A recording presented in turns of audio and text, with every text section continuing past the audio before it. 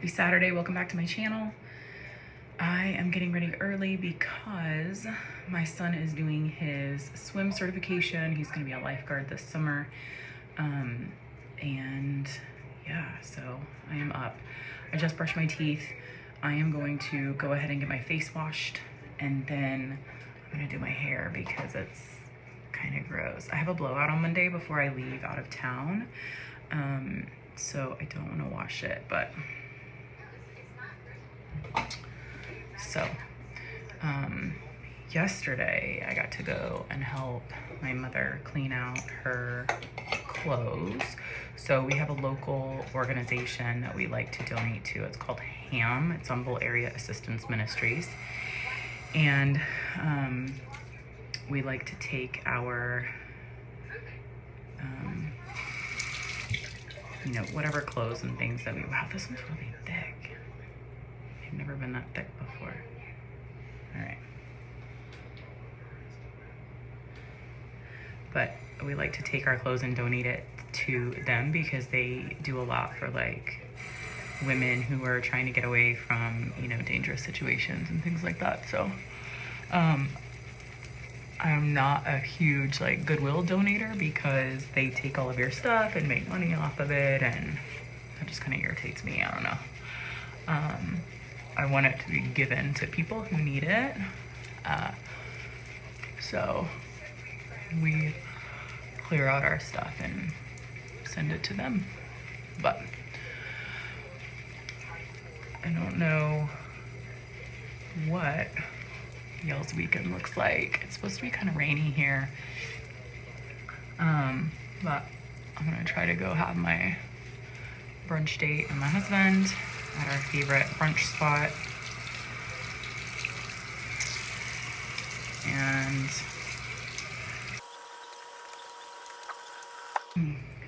see if we can't fix our hot tub that sprung a leak. The hole, we've been trying to patch it now for a week. It's in a really bad spot. And we just, I mean, I don't want to have to buy a whole new hot tub just because, but I don't know. We'll see what happens. But we use it really almost every day. So I guess we have to see.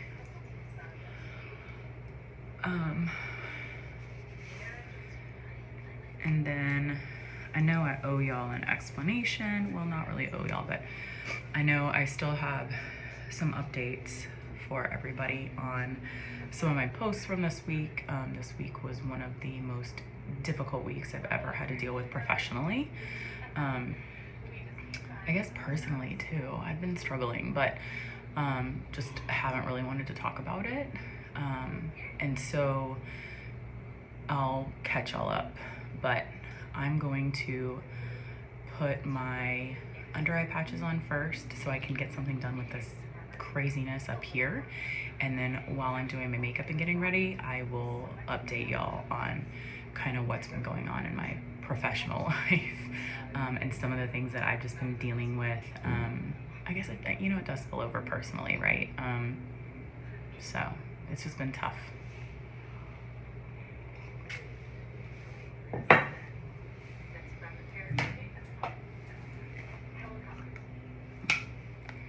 So I'm gonna use these caffeine energizing hydrogel pads. I need to go back and buy more of the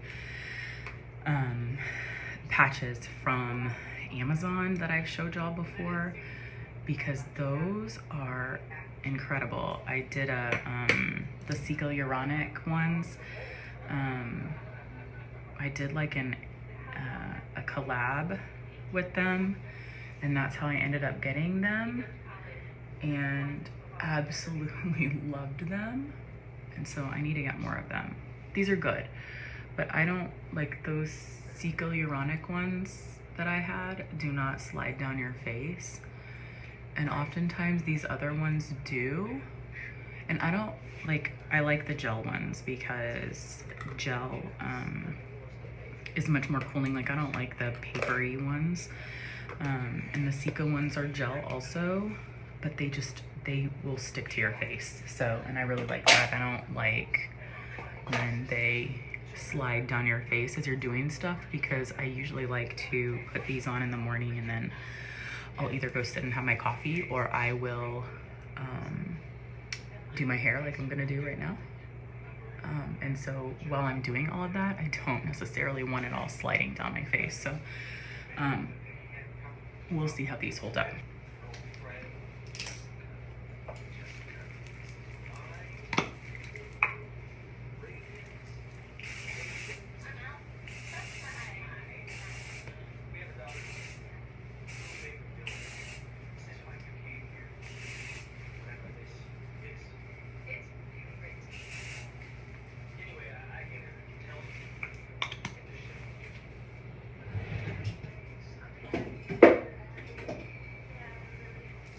So here's some dry shampoo that I use. I like the powder stuff. I don't necessarily like the spray stuff because I don't know why, but I feel like the powder like really soaks in a lot of this.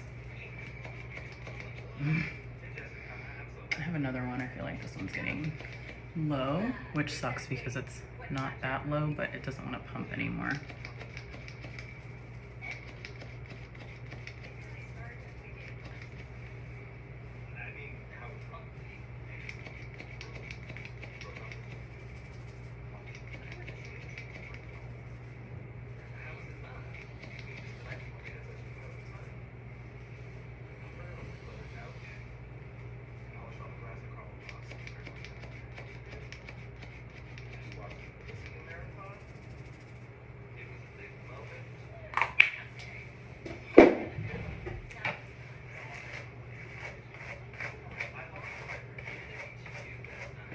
I gotta keep an eye on the time because I have to have him over there by 9 o'clock. So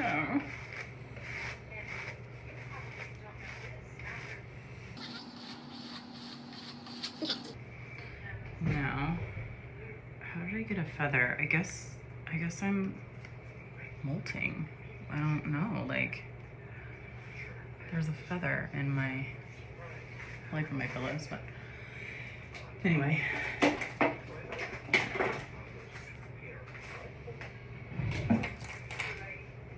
It's gonna get loud, so I'm gonna tune y'all out. And just so y'all know, so I have the Shark and the Flex Styler because I didn't want to pay, you know, $600 for the Dyson. And they had this, they might even still have it on sale at Costco for like $230, I think. And it is absolutely worth it. I love it.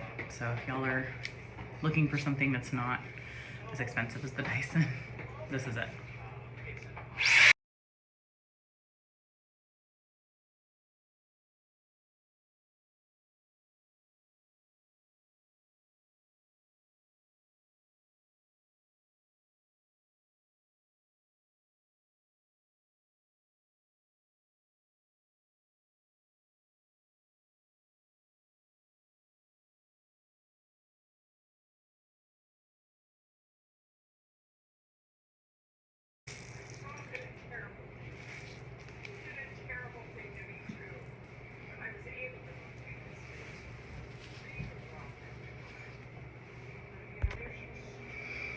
Okay, I want to ask y'all too, any of you ladies who have ever had a breast reduction and a lift, who did you use?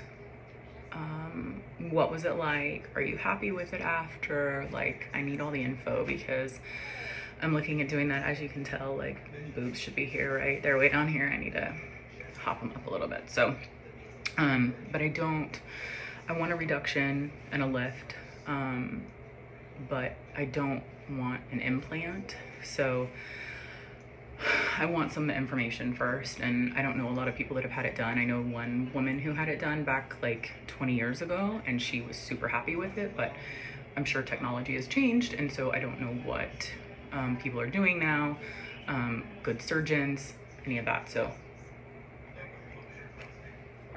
I want all the info. All right, so I'm gonna take these off. They are dry now. These dry out pretty quick. And I'm gonna do my skincare really quick. I hear a child in my bedroom who has turned on the television. My 4-year-old is obsessed with Transformers recently, so he has to watch the Transformers movie 17 times a day. Excuse me, I have hiccups.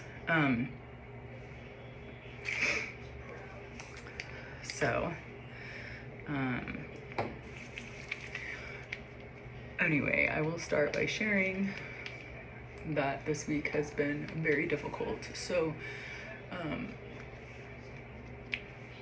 we ended up coming to a very difficult decision in our practice to close essentially 2 of my departments. So I worked, well, I still work, but my job was to oversee and assist at a cancer center clinic,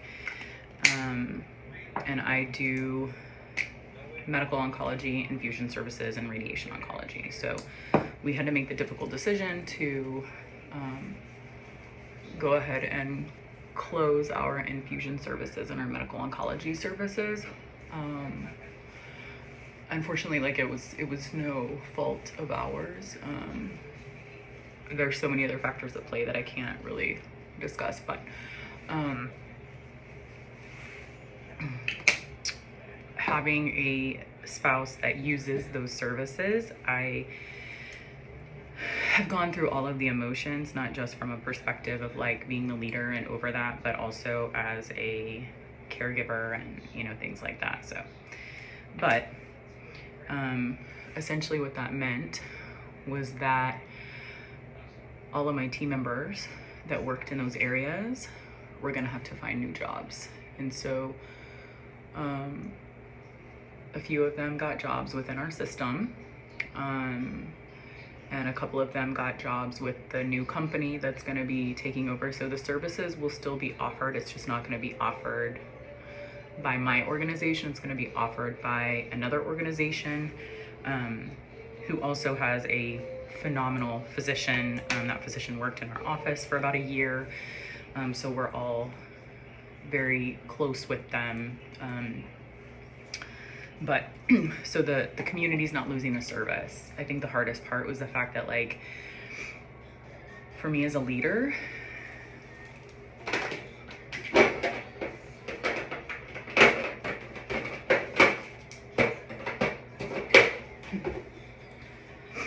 our team has literally become a family. You know, we see these patients because they go through all the services. You know, they are patients that all of us touch because they're getting radiation 5 days a week. They're getting chemo, you know, once, twice a week, or fluids 2 to 3 times a week, and they're seeing the medical oncologist. And so these patients become family, and we go through the celebrations and the struggles together. When, you know, great things happen to these patients, we all celebrate. When we lose these patients, we all, you know, struggle together. So we're all very, very close.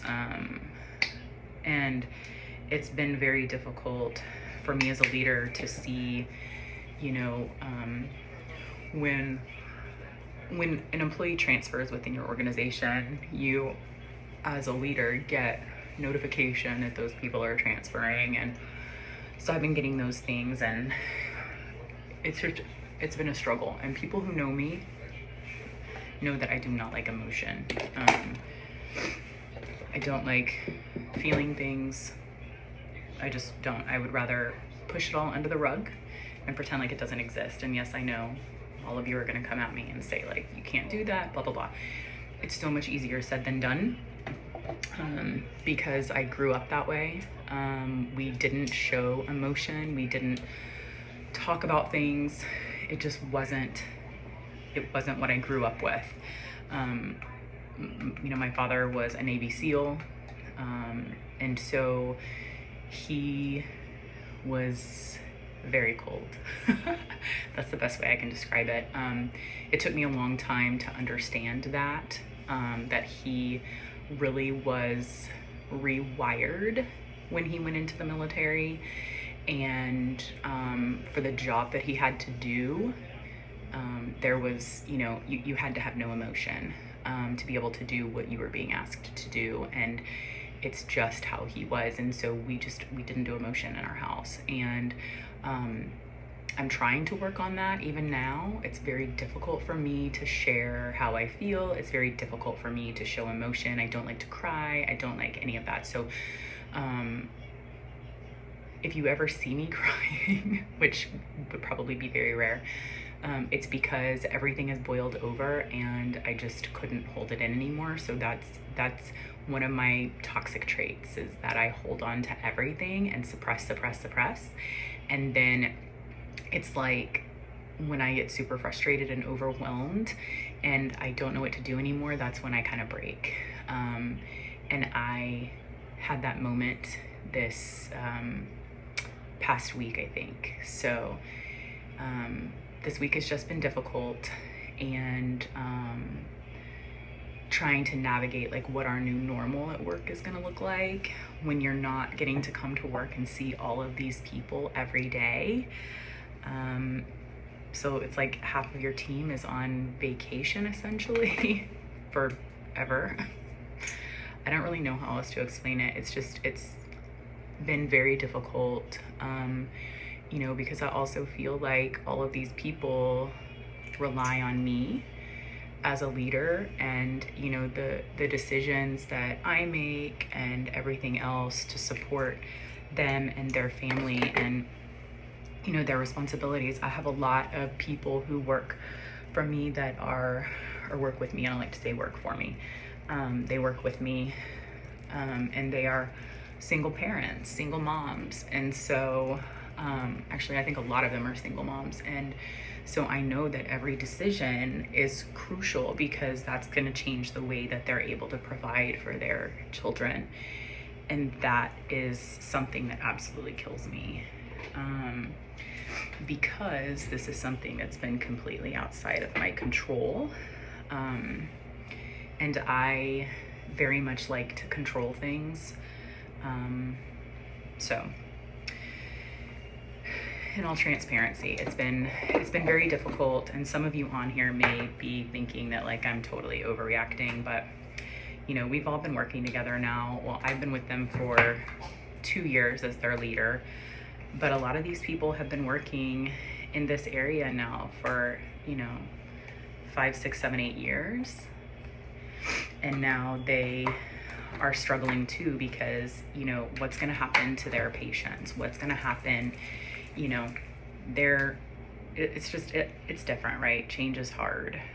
So it's been a little bit of a learning curve, and very opposite from what my plan was when I was coming in here as the leader. But again, I do believe that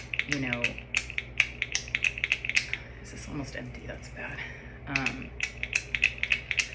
I do believe that God put me in this position for a reason.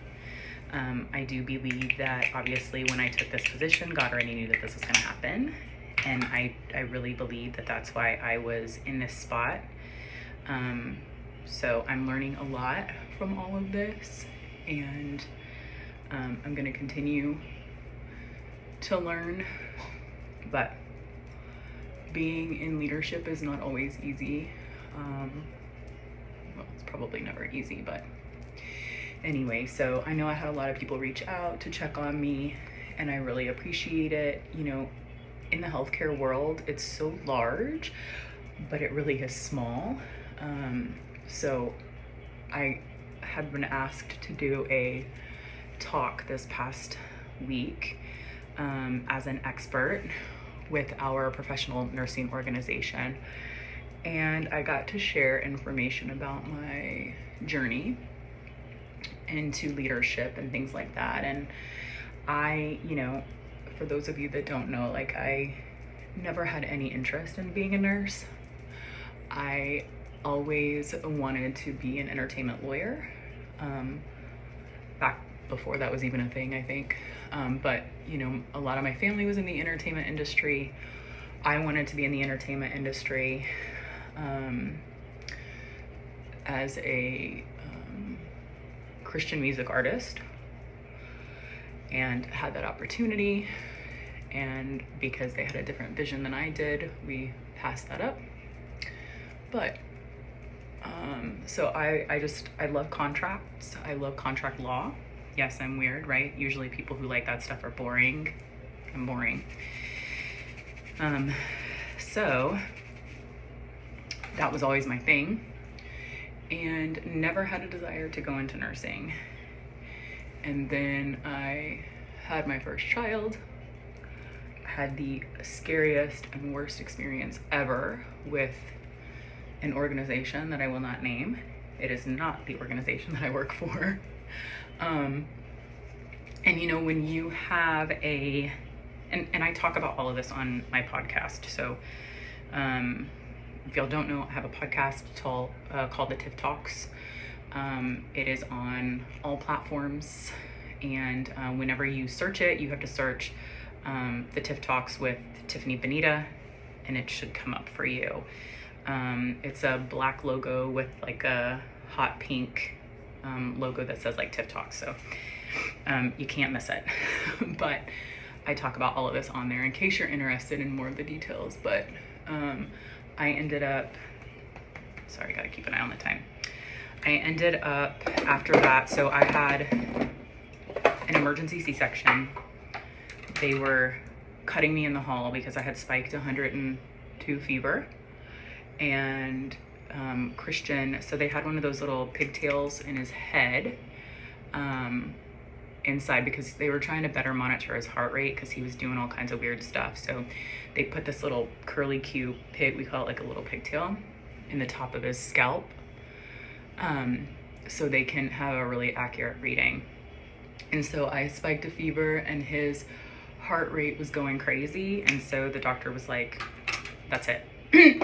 And she started telling me, she's one of the greatest people I've ever met, and she started telling me, she goes, all right, we're gonna go have a C-section. And I was like, no thank you, nah, not part of the plan, not doing it. And she looked at me and she said, I'm not asking you, I'm telling you. And I was like, oh shit. Okay, she's super playful, fun, and that was the first time I think I had ever seen her extremely serious. And they were literally cutting as we were trying to get across the hall. So, because I'd already had my epidural.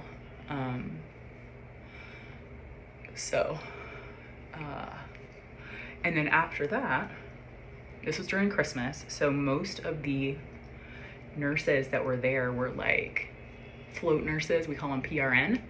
So they were float nurses, they were contract agency, things like that. So that way, you know, the regular staff can take vacation time during the holidays. And they were very clear about the fact that they were angry that they were there having to take care of me during the holidays.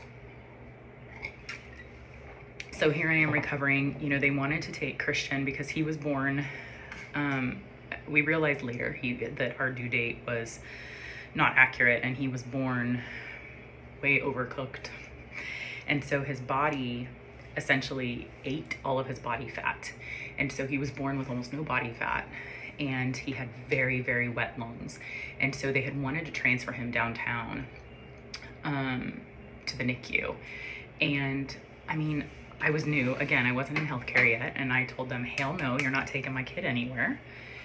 And so we had to basically understand that, like, if we didn't let our kid go, like, something could happen. And I was like, I'm not going, no, my child, like, here I am, I can't go anywhere because I've had this, you know, emergency C-section. And so, no, we didn't let him go. I'll tell you what now, he's 15 and a half and ginormous and totally fine, but I'm glad that it didn't turn out to be different. But again, I didn't have anybody there to help me understand and advocate, because the nurses there were just like not interested. So after that, I sat in bed because I'm, you know, slit open with staples and all this kind of stuff, and didn't want to look because I've never had that before. And I was terrified, but I didn't know what to do. Like, what if I move, am I gonna like bust? I have no idea. Like, and even though you got all this medication on board and everything else, I mean, for me, I was still in a lot of pain. So my body processes pain medication very quickly. It's some type of condition. I don't remember what it's called, but essentially I have to be given like tranquilizer amounts, like zoo animal tranquilizer amounts for anything to work on me. But we didn't realize that at the time. So I was still in a lot of pain, didn't want to move because everything hurt. And finally, one day the nurse walks in, and I can see her in my head too. And she walks in and she looks at me, and she told me that I was extremely lazy. And she said, if you don't get your fat ass out of bed, you're never gonna get to go home. Well, number one, thanks.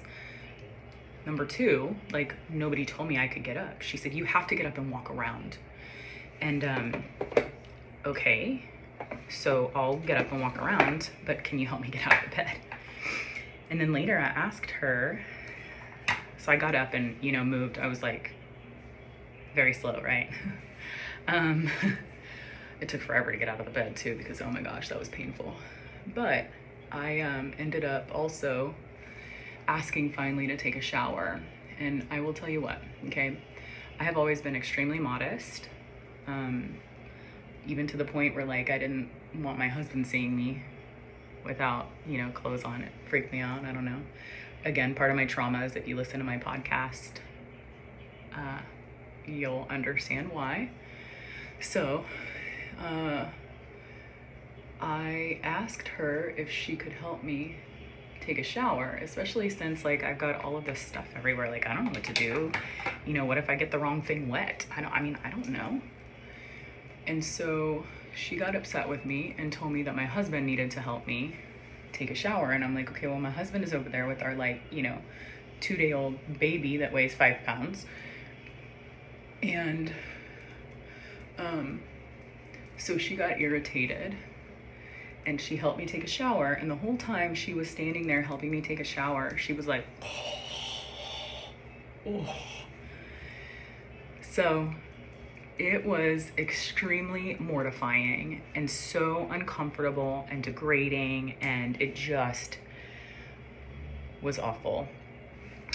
So after all of that, I looked at my husband and I said, all right, maybe law is still in the future, right? Maybe later on down the line. But I said, right now, I'm going to nursing school. Because I said, no woman should have to go through what I just went through, especially when, number one, it's supposed to be a super fun time, right? This is my first child. My pregnancy was horrific. So I had hyperemesis gravidarum, which is where you throw up nonstop, like nothing is gonna help you. I was supposed to, my doctor wanted to put me in the hospital several times during the pregnancy, but my husband and I didn't have the money to cover that at the time. So we declined. Again, all the things that obviously we have knowledge now, right? But back then we did not. It is what it is. So we declined those services. So the entire pregnancy, I was violently ill. The only thing that I could stomach was Lucky Charms towards the end of my pregnancy. So that is all I could eat was Lucky Charms. So I gained 70 pounds when I was pregnant with Christian because I had so much fluid that I was retaining. It was awful.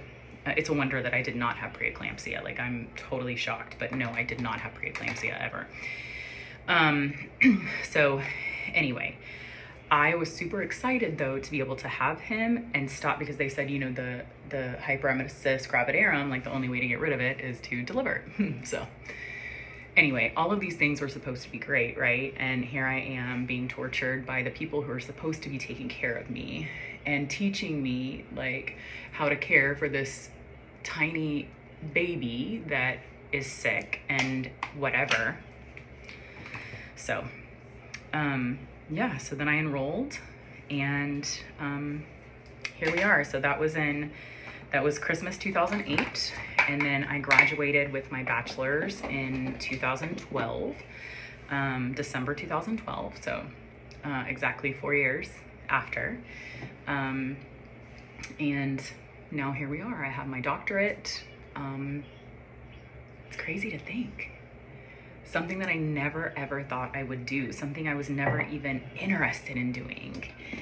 And now I want to be at the top of my field. So my son, Christian, oddly enough, wants to be a plastic surgeon. Like, he came up with that all on his own. I've never tried to push my kids. We want our kids to do, you know, whatever they want to do. We just don't want them to be lazy bums. So, but I've never like provoked him to want to be a plastic surgeon. So I always ask him, I'm like, are you sure that this is what you want to do? And it's not like me trying to convince you to do it. And he tells me all the time, no. He wants to do plastics because he wants to help people. He says, you know, it's not just about, well, I say, you know, you're still gonna have to do boobs and butts, right? And he's like, I get that, but he really wants to be able to help with like reconstruction for women who have been diagnosed with breast cancer and have to undergo a mastectomy, or people who have like burns, you know, stuff like that. Like, he wants to be able to help with a lot of those things. So, which I love. Like, he has a big heart. So, anyway, so I am looking to get my aesthetics training and certification so I can start learning that as well. A side hustle is always good, right? And so I have a couple friends and we're looking at doing that together with some IV therapy in the future. And hopefully by the time Christian graduates from medical school, we can kind of start our own company, our own plastic surgery company or business, because we just figured, why not, right? And my daughter wants to be an anesthesiologist. She's wanted that since she was like 2 years old. I don't think she could say anything else. I don't know where she got it from. No clue. But so we thought, how nice would that be if like all of us are in business together? Although Christian told me, he was like, I said, you know, look, I can run the office. I can do like the aesthetics, you know, injectables, stuff like that. And then we can, I can be like the office manager and manage all the like day-to-day stuff, since I know how to do all that stuff, right? And he said, I cannot have my mother working and being like my boss. I said, listen here, baby. Number one, if my name is on the outside of that building, you better believe that like I'm gonna be around. Number two, ain't nobody gonna have your back in business like your mama, okay? So, and I'll be able to separate, you know. The funny thing though is that it's gonna be confusing because we're all gonna be Dr. Benita. So, and if my daughter decides to continue with anesthesiology and get her license and everything, it's very difficult to change your name on your medical stuff. So more than likely in practice, she'll also be Dr. Benita. And then she can take like her husband's name as, you know, her name in her personal life. But because oftentimes that's what doctors end up doing, because it's so difficult to go and change everything after you have gotten your degrees. It's near impossible. So it's easier to just leave it. But anyway, so that's kind of what's going on in life right now. And a little bit of my story as to, if you have not heard my podcast. But I have a lot more on my podcast if you go and listen to it. I'd love to hear some, you know, stories from y'all. Like, what profession are you in? When did you decide you wanted to do that? Why did you decide? I feel like we all have some type of, sorry, that was awful. Some type of story, right? We don't just wake up and we're like, oh, I just think today I want to be a teacher just because, right? I could never be a teacher. I told my mom when I was little that I thought I was going to be a teacher, and she laughed because again, people who know me well know that like my patience is zilch. That's why we laugh that God gave me 4 children, because I have no patience. And, you know, again, be careful what you pray for, right? Because I've prayed for patience my whole life, and I ended up with 4 children. So luckily, my husband and I balance each other out in that aspect. I'm the frustrated and want to yell at everybody type, and he's they're kids, it's okay. I'm like, no, it's not. But I mean, we balance each other out. So if you talk to my kids, they think that I'm the mean dictator. But I want them to be successful in life. I want them to be able to take care of themselves. I think a lot of it just comes from, number one, like, I like to stay, like, I like things to be tidy. I like things to be organized because of the way that I grew up. I grew up in massive chaos and filth and everything else. And I don't want that. But I also, one of my biggest pet peeves in life is lazy people. There's a difference between I've tried and failed, then I don't want to do anything at all, because either I don't care, I'm not interested, I don't want to fail. And so sitting on a couch watching TV all day is not going to get you anywhere. And so I cannot, like, that is something that literally drives me insane. I cannot handle that. And so I feel like I'm tough on my kids because I don't want them to be those people, because my kids have those tendencies to be very lazy. And so, like, I have chore lists for them. Do they do them? Not really. But something we're working on, because I want them to understand that we all have responsibilities. And, you know, when they live on their own, mommy's not coming over to do your laundry. Like, you have to do your own laundry. And you have to do your own grocery shopping and all of that sort of thing. So we're really trying to make sure that they understand that. It's just, my husband's more the nurturer than I am.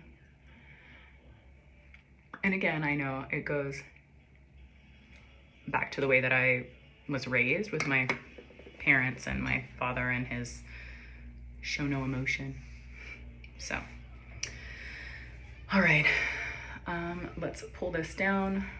I'm gonna have to take off here soon so I can get him to his swim stuff. He goes today and tomorrow. But so that's just a little bit of a chitty chatty, you know, stuff going on. It's funny because so many people will tell you all the time, like, oh, you have like everything together, everything's so great for you, but you truly have no idea what people are going through in their life, what they're struggling with, what they're trying to navigate. Because again, like, there's some people that will tell you everything under the sun, like, I mean, everything, and you're like, okay, you're way oversharer, right? But some people are okay with that. I'm just not. And so there are people that you are gonna know like everything that they're going through and dealing with, and there's other people that just because they're silent doesn't mean that they're not struggling or that they're not like trying to navigate something difficult. So just always keep that in mind.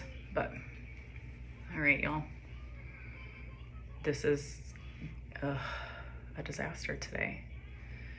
It is what it is. If y'all see me out in public, I'm sorry, because this hair is just a hot mess. Anyway, all right. Well, thank you all for spending your time with me today. I'm gonna run and take him to his swimming licensure certification, whatever the hell it's called, I don't know. I'm sure I'm gonna have everybody on here correcting me. Why do I have hair in my mouth? Ugh. Always happens right after I put on gloss, and then hill? I don't even know. Okay. Anyway, and I will see y'all later. I'm actually gonna film another video later today. I am packing to go to conference this week, and so, oh my gosh, I'm so sorry, y'all. Got it.